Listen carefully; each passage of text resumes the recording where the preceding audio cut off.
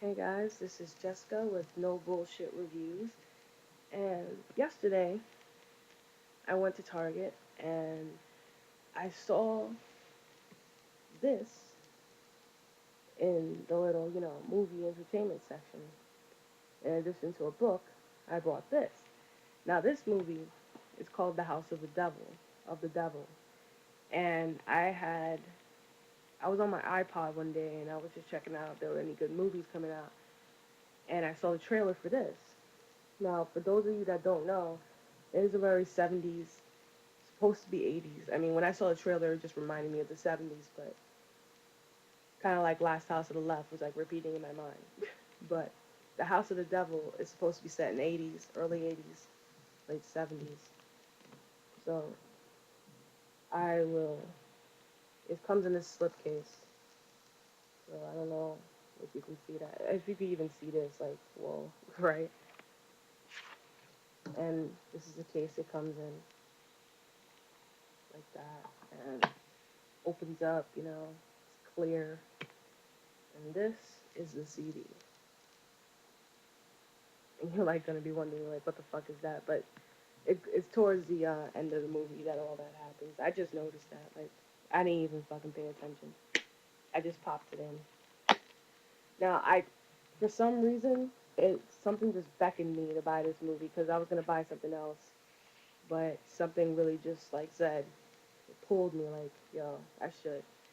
And it says that Time Out New York gives it 4 stars, unbearably suspenseful, a horror movie with real shivers, and the American indie horror flick of the year. So honestly, you can't really ignore things like that, especially since people.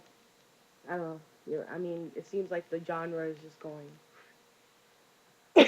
So I decided why not just take a chance with this, especially since I had seen the trailer before. All right, so let's start off. The synopsis. The synopsis is there's a girl. What's her name in this movie? Her name is Samantha.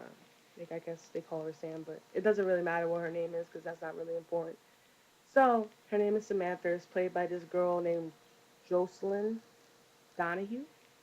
She's a new bitch. She's not really established. But anyway, Samantha.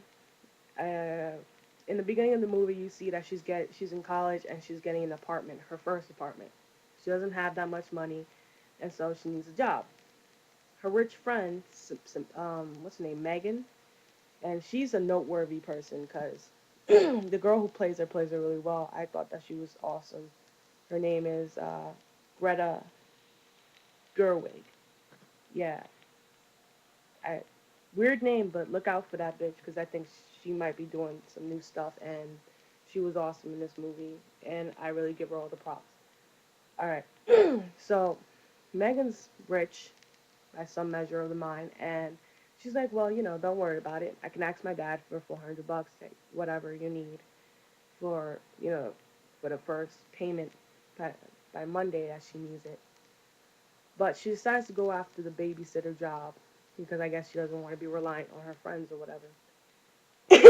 And plus, her roommate, she has a bad college roommate, and I guess she's always fucking around and shit. But she's not that important. It's just to establish that she's in a very desperate situation, so we can believe that she would go into a house that, well, it doesn't, as you can see in the cover, it doesn't really look like that, but it's on fire here, but it's a creepy house. So we can believe that she'll actually do this. So, Megan drives her, then I guess she doesn't have a car in her little, I don't know what it is, but she drives her. And the whole time, Megan's like telling her, like, well, no, really, that if it's creepy, then we're gonna leave, and that she's gonna not leave her there, because Megan's doing the whole, I'm your best friend, I'm not leaving you here with a bunch of weirdos. So they go in, and finally, uh, what's her name? Samantha talks with the main guy. I forgot his name, but it's like this the basically the husband. He talks with the husband. She talks with the husband, and he's like, oh well, we don't really have a baby. We have the elderly, you know, mother though. So basically, she's supposed to be like, doing like, nursing home sort of thing. At first, she's like, no, because, I don't have any responsibility. But he's like, well, you won't even notice that she's there. She's really independent. But my wife is paranoid. And she's like, I don't know. So it goes up to like $400. And she's like, okay, I'm going to do it. Of course, Megan's character is pissed because she's like, this is like the epitome of creepy. We need to get the fuck out of here. And Samantha's like, this could really get me set. Blah, blah, blah. And yet again, we're just basically, at the time, everyone was for the moment that you see the butler looking guy, you're obviously, I mean, even his voice on the telephone, we're like, don't go there, bitch. Just don't go there. And it's, the guy is, the whole family is paid by like a lot of like horror movie people, like people with horror movies under their belt, cult icons like Tom Nonan, Mary Warrenov, and they have weird names, but I've seen them before. And Dee Wallace is in this movie for a very, very short little thing. She's like the landlady for the original apartment she's trying to get. um, so after she stays there, everything seems normal until obviously something does happen. I wanted to make this really quick, but obviously this is gonna span out into another part because there's a lot of things to say about this movie. Because obviously, synopsis is, I'm telling you, was like basic horror movie. Why would I even pick this up? So I have to tell you why. The director, what's his name? T or Ty West. Never really heard from him, but he had in his mind that he wanted to make a 70s, 80s sort of movie, and it's shot with, I think, Super 16 or Super 36, something like that. I don't really know which, whatever, but it's really grainy. It does remind you of 80s, 70s. I mean, the shots, the way he shoots things, it pops in your mind. It's like, oh, Omen, Polanski. You don't really have to, think that much. I mean, if you're a horror movie fan, certain ways of certain film techniques are going to pop in your head as, Polanski or 70s or 80s. This bitch is supposed to be in the 80s, but she was, and the only thing that proves that to me is the skinny jeans.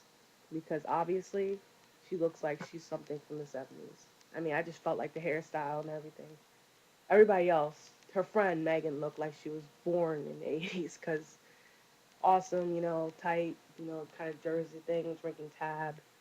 That was kind of awesome. So it kind of does give you reminiscent. And if you are, kind of old, 30s or whatever, or you've watched a lot of horror movies, it gives you that nostalgic feeling like, oh wow, I'm sitting here and I'm watching something that's basically inspired by some of the greatest things that I've loved in the genre. So it really does give you that feeling, and the whole time you're gonna be smiling to yourself, as I knew I was, because I was like, oh God, look at this. This is so awesome. But warning, there's a big warning in here because this does take a while. Because it's suspenseful in the way that they try to like linger on stuff, you know, just to get you thinking that just maybe that might have something to do with the plot, but really it doesn't. They try to fuck with you in the suspense wise, and they try to get you to think like, damn, I just want, Samantha's character to just get whacked off already because just do something. I want to see something happen. And by the total end, the end of this movie, you kind of feel bad for that, for even hoping that, because it really does get that bad. I'm going to come back for another part. And just so you know, I forgot who requested it, but your name starts with a P. Freddy vs. Jason is coming. And it is coming this weekend. It's just that I want to insert some clips into it because I think it's going to be a really funny review. There's stuff like this I think I could just review minus the clips, especially since I think I'm not going to find anything, especially for this. And plus, I don't want to rip the whole DVD. That would just be time consuming. But Freddy vs. Jason definitely got a lot of shit to say about that. That is coming. It'll just be coming later on because it is a little time consuming downloading, cutting it, and putting it into the videos, especially since I want to make it a certain way. Stay tuned for part 2, The House of the Devil. And if you want to get taken back into the glory days of horror, you need to pick this up. Part 2 is coming soon, and yeah, very soon, right after this.